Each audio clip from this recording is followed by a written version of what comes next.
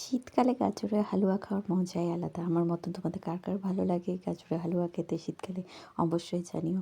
তো বাড়িতে অনেক দিন ধরে কিছু গাজর পড়েছিল, তো ভাবছিলাম কী করা যায়? ওই জন্য গাজরগুলোকে আগে থেকে প্রেশার কুকারে সেদ্ধ করে নিয়েছিলাম। এরপর আমি কড়াইতে ঘি দিয়ে ভালো করে গাজরটাকে ভেজে নিচ্ছি।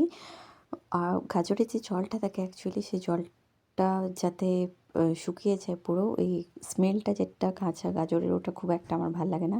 ওই জন্য পুরো শুকনো করে এখানে আমি ফ্রাই করে নিয়েছি গাজরটাকে। তারপর দেখো এখানে আমি দুধ দিয়ে এটাকে ভালো করে নাড়াচাড়া করে নিচ্ছি। এরপর আমার কাছে কিছুটা মিল্ক মেড বাড়িতে রাখা ছিল। বেশি পরিমাণে, যে পরিমাণে গাজরের হালুয়া বানাচ্ছি সে পরিমাণে হয়নি ওটা। তো এরপর আমি খানিকটা চিনি অ্যাড করি।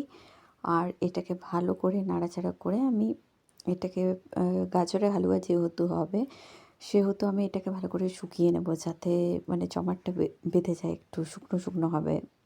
তো দেখো নাড়াচাড়া করে ভাবছিলাম অনেক লেট আছে, তো এর মাঝখানে আমি একটু রেস্টও নিয়ে নেব।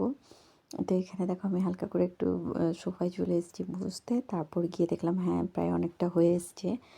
এবার এরকম অবস্থায় আমি কী করলাম, ওই ভেজানো ছিল আগে থেকে কিশমিশটা দিয়ে দিলাম, আর ঘিতে ফ্রাই করা যে কাজুগুলো ছিল সেগুলো দিয়ে মিক্স করে নিলাম ভালো করে।